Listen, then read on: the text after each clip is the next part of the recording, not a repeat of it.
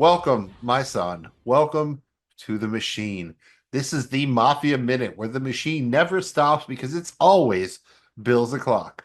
Losing sucks, but on a positive note, we don't have to worry about the additional pressure of an undefeated season.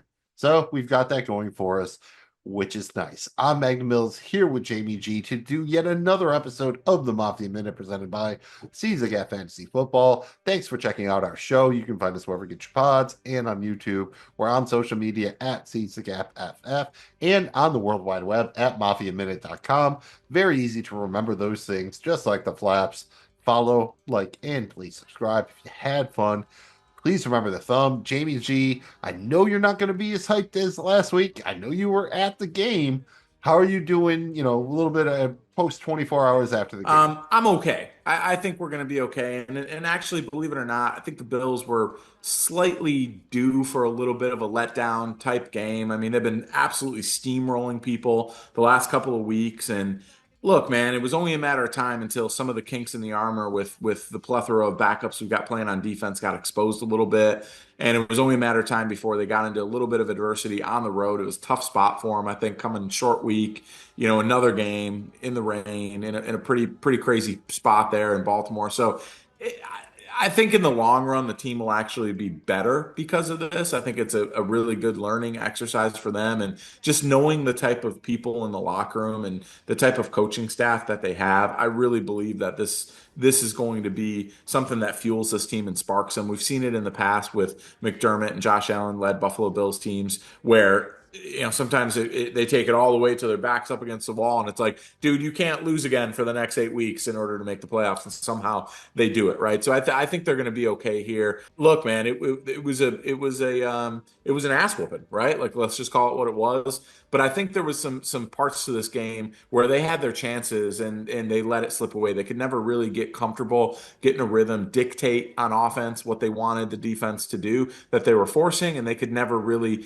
capture the momentum and keep it for long periods of time. But I think there was definitely some highlights in there and some things that I liked watching this game. We had our opportunities, man.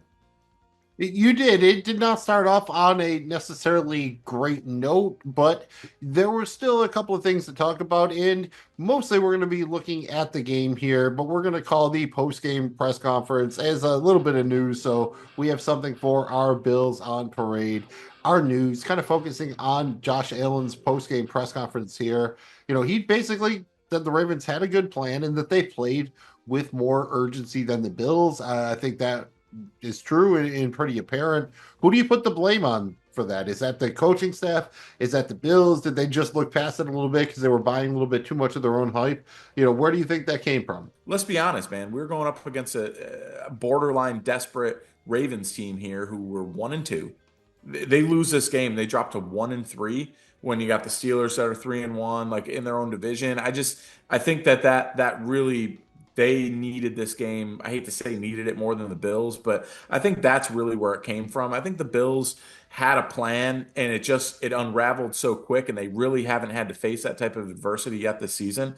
And they just didn't, they started crawling back there in the back half of the second quarter and into the third, and then just, unfortunately a terrible bonehead play and they lost it, but lost all that momentum. But I attribute it more to the Ravens were at home in prime time, Sunday Night Football in Baltimore. They had to have a win, dude. They had to. There was no, like, at the end of the day, the Bills are still 3-1. The Ravens are just 2-2. Like, they had to have a win here, dude. So I think that's really more, credit them. They played a good game, but the Bills had opportunities to win this game. And I think if they play, again, I think you'll see the Bills, play much better. And I think the other thing I'd like to focus on here from Josh Allen's postgame presser isn't necessarily the trick play that failed in the second half, but the idea that they did come out well in the second half, right? They were down Yeah. 21-3. They came out, they got the ball, they're gonna do it, they're gonna get it going, and they kind of got down and it just didn't happen. They stopped the bleeding and they just kind of let it slip away. Yes, you can point to that particular play, but I think you have to at least be somewhat I wouldn't say necessarily enthusiastic, but at least feel a little bit better about their prospects by the way they came out in that second half of kind of getting their asses kicked in the first half. Being at this game, I will say, and shout out Bills Mafia for always traveling well. And I know the Baltimore and Greater Washington D.C. area has a bunch of Bills fans, and it was somewhere between 30 to 40%. I would say 30 to 35% Bills fans in the stadium. There was a lot of Bills fans in there, right? But it was, make no mistake about it, it was hostile. The Ravens fans are a proud bunch. They've won, they've got a couple Super Bowls. They've got Hall of Famers. They brought it, man. It was loud. Like it was loud, very much so. Was not a home Bills game like when we go to Miami or someplace else. Now I will say, as the Bills started to crawl back, that stadium came to life, and you started to see the Bills fans take over it. But it was loud in there. And I will say, I was proud of them. They came back. Things did not go their way. The score got out of hand early. And they're on that first drive, and it's 3-2, and Dalton Kincaid's wide open, hits him right in the hands, he drops it. That's a catch he makes 9.5 times out of 10 times. Just kind of a weird thing. He drops it, we punt, get him pinned back in their own territory, and then we take a terrible angle. And on the first play, Henry runs for 87 yards for a touchdown. It was just that kind of night where, before we knew it, it's 21-3. And you're sitting there, holy cow. So I will say, they got a couple stops in the second half. The defense forced a turnover, and then they came out in the third. Baltimore had the ball. They could have easily, marched down the field, scored, put the game away. Bills got a big stop, and now all of a sudden, here come the Bills on offense driving. So they did recapture some of that in a tough place to do it, on the road, primetime football. It's raining. Like these are all things, man. So you got to, you're down a lot, and it changed how I think the Bills called the game. And I think if Joe Brady had to go back and do it again, he would have probably stuck to some of the core stuff that works and not worry about the score, so to speak. Yeah, and let's be honest here. They were never going to go undefeated, probably. No, This hopefully from this, you take a couple things away, you learn some lessons, and hopefully you didn't suffer any major injuries. Jamie, let's transition into the injury report here. And for once, I think it's a little bit light here, right? We had maybe one injury during the game, but doesn't seem to be long term. And, perhaps we have a couple guys returning on the horizon. What's the Bills injury report here look like coming out of week 4?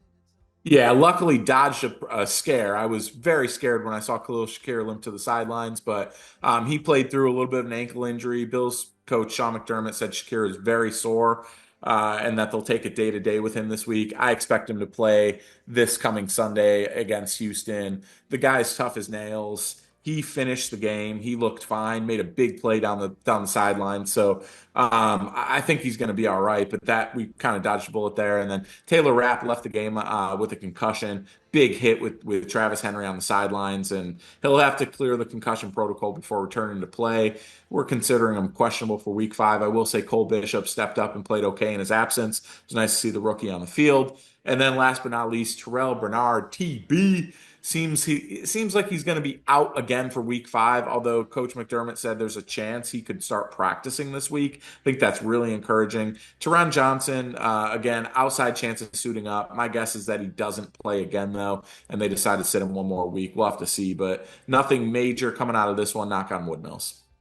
Knock on wood, and hopefully, soon will be now again soon, at least as far as Spaceballs time works.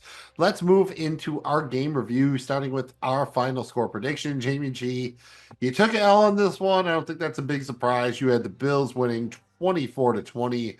Actual score was Baltimore 35, Bills 10. I don't want to harp on this one too much. Just tough, right? You thought it was really going to be a close game one way or the other. You didn't really think the Bills were ever going to blow them out. It just sucks to be on the other end of it, I think.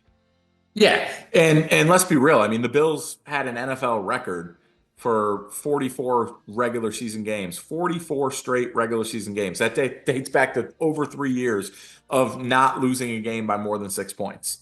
So when you want to talk about, be still, my gentle heart, you know how many nail biters I've had to take in? I mean, it's been nuts. I think I will say it's easier almost in a way to deal with a 35-10 loss than a 21-20 heartbreaker at the end. right? So I'm having an easier time taking this one. Don't get me wrong, I hate it, and my whole week sucks until we get a chance to see him again on Sunday. But like this has been a lot easier for me than the nail biters that we've seen the last 44 times they've lost. You know, I mean that's 44 games dating back over 3 years where they didn't lose a game by more than 6 points. So I think that's really a testament to how good the program is and how good the team is and the coaching staff is.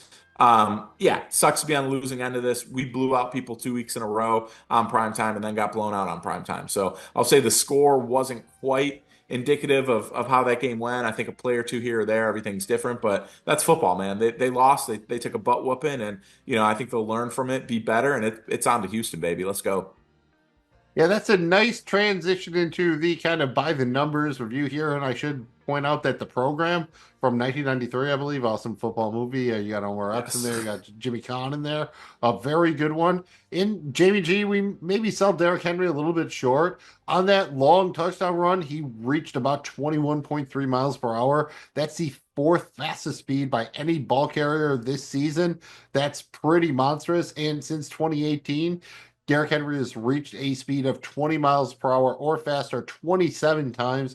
That trails only Tyreek Hill, so that is a big giant man who can run very, very fast. And as you alluded to, the Bills' loss ended a 43 game streak without losing by 10 or more points. That was the longest streak in the NFL, the sixth longest streak in the Super Bowl era. Also ended the Bills' streak of 41 straight regular season games of scoring more than 10 points. That have been the longest active streak in the NFL. Tied it there with only the 10 points. The offense only went 2 of 11 on third down, and the offensive line had a tough night with Josh Allen being pressured on a little bit over 44% of his throws, sacked 3 times after only being sacked twice through the first 3 games of the season. Jamie G, you had 3 keys to victory for this game. I don't think the grade's going to be good, but we do need you to evaluate them. Yeah, absolutely. We have to. It's transparency time here, like we always do. Number one thing that I said was a key to victory was stop the run. And you know what? Your boy Jamie G. Score of the fifth was right. You wanted to win that game. You needed to stop the run. That was an absolute fail. Derrick Henry, literally the first offensive snap of the Ravens, busted off an 87-yard touchdown run up the sideline. And then it was downhill from there. It wasn't just Henry. They really had trouble containing the design run by Lamar Jackson, and Justice Hill really hurt us in the screen game. So all three of their weapons in the running back world that Baltimore has won. Overall, Baltimore had 34 carries for 271 yards. That's 8 yards per carry and 2 touchdowns. That's just unacceptable. Got to be better. Yes, we can talk about how we've got 2 backups playing starting linebacker, how we're missing all these pieces on defense. But the point is, we got to get better. We knew this was a team that could run the football, and we needed to be better on the defensive line and at the linebacker position as a whole. Key number two, offensive line needs to continue to dominate. I've got to grade this as a fail as well. I mean, I think the offensive line failed to open up holes in the running game. At times it looked like we could run the football, but then we would stall and we couldn't make a stop defensively, and they went up and we had to get away from it. And maybe we didn't have to, but we got away from that type of element of our offense. And I think that's a big mistake. I mean, overall, we had 23 carries, 81 yards. It's only 3.5 yards per carry, one rushing touchdown by Ty Johnson there. Again, Josh Allen sacked 3 times, 29 pass attempts. He was pressured a lot. I mean, every time I looked up, he basically had to. It was kind of like watching Josh Allen of 2, 3 years ago, where every time you look, he's got to be scrambling out to the right and making a miracle play on the sidelines. And he hit some of them, but you can't make a living on that. Like it was just too many times. He does it once, twice a game, great, but dude, way too many times there. Ravens registered 8 quarterback hits, a massive hit he took on that busted, ridiculously stupid trick play. 5 tackles for a loss for Ravens defense. So offensive line did not communicate. I don't know if it was the noise in the building. It was very loud. At one point, I saw 128 decibels. Like it was loud in there for sure. So I don't know if it was that or what, but they just weren't on the same page, and they didn't continue their dominance like we've seen the first 3 weeks. My final key: don't beat ourselves. Protect the football. Son of a bitch. I hate this, but I got to give this a fail too. We only had the one turnover, but it was an absolute. I mean, it just killed us, dude. It was game over when that happened. Basically, it sucked all the life out of us. We had the momentum.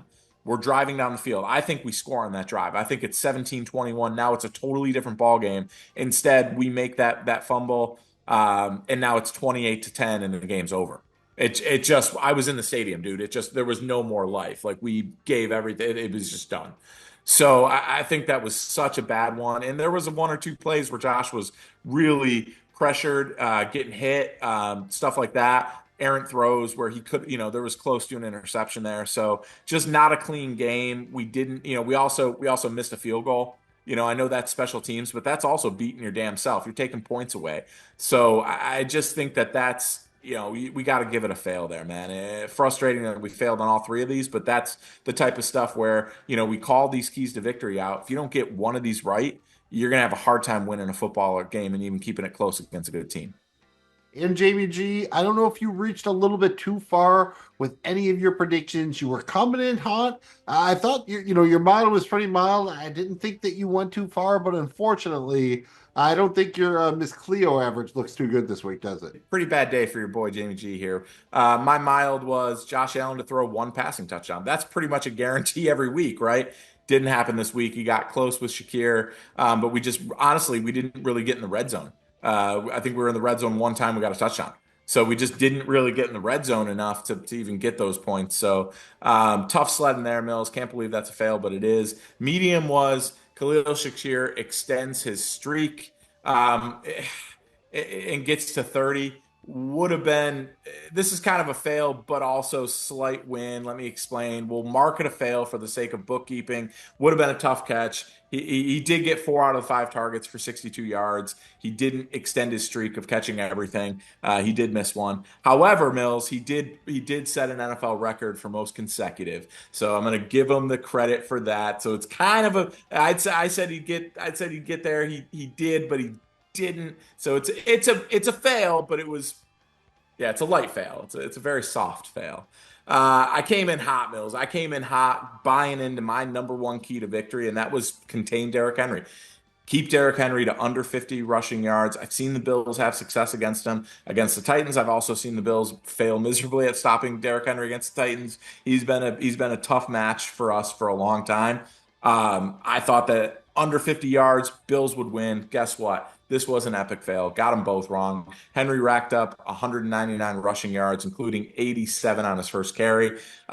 He didn't play the portion last couple drives on offense for the Ravens. He would have gotten over 200 had he did. Tough fail there, Mills. 0 for 3 on my wing sauce here. Not good. This is a Bill-centric show, so we're obviously hoping for the best from the Bills. Didn't happen last week. That's a little bit of a surprise to us. But Jamie G, what are your other surprises? Normally we start here with the good surprises. And, I'm looking to the offense for good surprises. And my thought was no one got injured. Do you have a good surprise for us on the offensive side of the football? And I've got plenty of bad surprises. The only good surprise I'll say is I thought that Keon Coleman made 2 or 3 outstanding catches, contested catches on the sideline that were big plays. They were big plays. At one point, the whole stadium got quiet. They're like, wait, did that really just happen? It was incredible catch. He dropped one that he should have had early on in the game that would have put the Bills in the red zone, but he caught 2 or 3 that I thought were really impressive catches against a super physical bunch of corners with Baltimore with how they defend wide receivers. That was his first time playing a group that physical with how they were going to defend him. I thought he outmuscled, got position, and came down with 2 or 3 balls there that were really hard to get. And again, the Bills haven't had that element in their offense in a long time. So you're starting to see the comfort level there. I think he builds off that, and that trend continues. So it was nice to see Josh go to him when the game got out, when it was like, yo, we need to play. Like, I'm going to throw it. I need you to like 50-50 balls, dude. I mean, he got 2 out of 3. I mean, that's pretty solid. I think that's something that surprised me, and I'm pleasantly surprised. Okay. Any port in the storm. I like that. How about on defense? Can you find one pleasant surprise on the defensive side of the ball? Yeah, I mean, look, you give Galen Spector his due. He had 6 tackles, 1 sack, 1 tackle for a loss, a fumble recovery. Guy was all over the field. He at times he didn't shed blocks, and he was part of the reason why that run defense was bad. But I thought he played well. I'm going to say overall the secondary of the Bills continues to be really impressive. Christian Benford is just a bona fide lockdown corner, dude. Like he's really, if you watch the tape here, he is so good. It's not even funny. And I think Rasul Douglas is also really good. I like these corners. I think it's really hard to pass the football against the Bills. I understand the Ravens had success running the ball; they stuck with it. But I thought a big reason for that is because I don't know that they were confident passing the ball against the Bills. I think there was, Bills pass defense is really good. So I'm going to say that's another high point for me is even losing, our starting safety who had really the most experience in the system with Tyler Rapp being there last year. I thought Cole Bishop stepped in and played okay and got some really good experience, if nothing else. Yeah, it definitely has to be A plus on that side of the ball. You let Tre'Davious White move on. You have Teron Johnson hurt. Russell Douglas finally had a full off season, but he was brought in midseason last year. So I think that is a fair point to call the secondary a pleasant surprise. Jamie G, you alluded to it. You have some bad surprises. Let's start on the offensive side of the football. What was the worst surprise for you? The clown in the sewer there. I think overall, the one that hurt the most was just the offensive line not doing what we know they're capable of. I really expected the offensive line to continue to win the battle, and I know that's a good defensive front. I get it, but I think our offensive line has top five offensive line in the league type potential. And I really expected them to play better. That really hurts. But Mills, the big one, that's just the elephant in the room here was the goddamn trick. What a terrible. The trick play was so bad. Not only was it a horrible play call, it's something like you would like it's like as a Bills fan, it's like first thing I think of is like, dude, did Malarkey take over play calling duties? Like, what is happening here? Horrible play call. But it was at the worst possible time. I understand maybe it was on the play sheet because you saw something in the tape and you were going to wait for the right perfect moment. God damn it, you got to hit the right perfect. That was the worst moment. Literally the worst time of the game on second down when you've got momentum and you're driving. You do bonehead play like that, just horrible. I think you never want to point to one play, but Mills, dude, I'm pointing to this one play. I honestly believe if that doesn't happen, even if it's we get no yards and it's like third and whatever, I think the drive continues and I think the Bills end up getting points on that drive, probably a touchdown. Just given the fact that they had the momentum and what they were doing on offense was working. I just can't. It's inexplicable. The good news is, Bills Mafia, if you hadn't had a chance to go listen to both Coach McDermott and Joe Brady's press conference on Monday, Joe Brady owned this 100%. I love the humility. I love the leadership he has. Josh Allen didn't call him out. Didn't he answered it the right way, right? As a leader of this football team, but Joe Brady took complete accountability, and I know that he's sick over it and he wishes he had that call back, and that makes me feel a little bit better because damn it, we're sick over it too. That was just brutal, Mills. Terrible play call. Yeah, that reminded me of like one of those like the trick plays in the Madden football game where you should almost never ever call them unless there's the right defense on. And if you call them in any other time, it becomes a complete debacle almost immediately as soon as the ball is snapped. And that's just like what it looked like. It was a little bit of a comedy of errors. Jamie G, how about on the defensive side of the ball? Give us a bad surprise or two over there. The defensive line, it just did not, Ed Oliver and company, we didn't see any explosion, we didn't see any dominance, we didn't see him shedding blocks. It was spotty at times. They forced a punt and played okay, but overall our front four needed to do a much better job. It was like they were so scared about the running element of Lamar, they didn't get pressure on him. And I just overall, I thought our defensive front just really didn't play well in this game at all. And then, you listen to Coach McDermott and you see it at the linebacker level, and even some of the corner, our corners need to tackle and stuff. But dude, they just weren't reading the keys and understanding where the play was going, and they were just out of position, took bad angles, and that's just one guy misses his job, and all of a sudden now you got a 12-yard gain.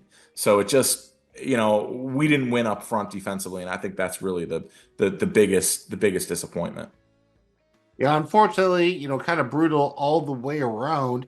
I Yeah. think I'm just about ready to move on. Is there anything else about that, Sunday Night Football loss you'd like to say before we flush it and move forward? Just shout out Bills Mafia. Y'all were awesome in the crowd. I had a lot of fun despite the loss. We had a great time, bonded with a bunch of you guys. Even after the loss, it was nothing but go Bills and hey. So let's get it. We're back. Don't worry about it. 3-1. Let's flush this one. Team will be better because of it. We on to Houston. All right, and let's move on to our Mafia moment. Jamie G, it was a dark game in week 4, but there has to be one moment of light, correct? What is your Mafia moment, your favorite moment from the week 4 loss? Josh Allen scrambling to the right, buying as much time as possible. Half of his body was out of bounds. He's falling off his left foot out of bounds, and he throws a dart on the opposite side of the field to an open Khalil Shakir. I mean, we've taken it for granted because we've seen him do these type of plays so much. It's just like, oh, that's Josh Allen doing Josh Allen things. It's unbelievable. It's even crazier to witness it in person. It's like, holy shit, dude. Like, I can't believe he just did that. That was an awesome moment. And for a minute there, it gave you a little bit of hope. We're down 21-3. All of a sudden, now we got the ball in the red zone. You feel good about our scoring chances. Big spark play. Everyone erupted. That was Bills fans in the audience. So that was an awesome moment. That is a great moment. I like that you found a port in the storm there. And we're going to need a Mafia MVP. Was not the greatest game for the Bills. But again, find that diamond in the rough there. Who is your Mafia MVP from the week 4 loss? I'm probably going to go with Christian Benford. I just think he absolutely locked it down. Khalil Shakir would be my honorable mention. I thought he played really well despite everything and came. Actually, you know what, dude? I'm going to give it to Shakir. He came back in from the injury, played through the ankle, ended up with 5 catches, caught damn near everything thrown to him, was tough, was reliable. I know we didn't get it done offensively, but I thought he played a really good game. Okay, okay. I like that. Respect for giving it up to Shakir. And unfortunately, Jamie G, we did not have a great week with our Bills bets because they were mostly Bills centric. I had James Cook over 75.5 rushing plus receiving yards. That was minus 110. That did not get there. And you had Josh Allen, 2+ passing touchdowns. Also did not get there. We had our tripod, a 3-leg single game parlay from that Bills at Baltimore game. We got there on Dalton Kincaid over 3.5 receptions, but missed on James Cook over 75.5 rushing plus receiving yards, and Lamar Jackson over zero point 0.5 interceptions. So we lost that bad boy on the season. We're both 2 of 4 on our Bills bets. I'm down about $50. You're down about 63, but we've hit 1 of 4 of our tripods. We're up about 900 Bills bucks on that bad boy. So overall, still up about 787 Bills bucks on the season. And once again, last week we recorded before the Draftkings pricing came out, so we didn't really get to give out picks for the showdown slate. I will say that you pretty much need to have Derek Henry at captain with Lamar Jackson and Justice Hill in the flex to having any shot at winning big money. And to be perfectly honest with you, we probably wouldn't gotten to that Baltimore heavy lineup here on the Mafia Minute because here we are all about the Buffalo Bills. Next time, we're going to be talking about the Week 5 matchup at the Houston Texans, the Stephon Diggs Revenge Bowl. Jamie G, anything else before we get out of here? You pumped up for this Houston game? What's good? I am pumped up for it, man. I cannot wait to see how the Bills respond. This is going to be really interesting. You got your second road game on a 3-game gauntlet on the road against really good teams. I cannot wait to see how the Bills respond after getting whooped up on Monday Night Football. Yeah, it's the Diggs revenge. I think this is the Allen game. I look for Josh Allen to have a big game in this one, and I think the coaching staff, I think everyone brings their very, very best to kind of redeem themselves for last week, and I expect the Bills to give the Texans their absolute best, and I think it's going to be a great game, and I'm hopeful the Bills can come out with the W. We are excited to talk about that, but you're going to have to check back next time to hear that. Thank you again for checking out the Mafia Minute presented by Season Gap Fantasy Football. Find us wherever you get your pods and on YouTube, on social media at Season Gap FF, and on the web at MafiaMinute.com. We try to keep it nice and easy to remember, just like the flaps. FLAPS, very crucial to our success. So if you had fun, please remember to hit that thumb. I'm Magnum Mills with Jamie G. The clock is down to the very end. That's the end of the Mafia Minute, but Jamie G has just enough time to get you excited about what's coming next for the Buffalo Bills. I'll tell you what, Bills fans, we're 3-1, baby. We're still looking great. I cannot wait for this next game. 1 o'clock game, we get to do our normal tradition, wake up, make food, crack a beer, and get ready for Bills football. 1 o'clock slate against the Houston Texans. Let's get back to the winning column, baby. We'll see you right here on Mafia Minute to break down that game. Go Bills.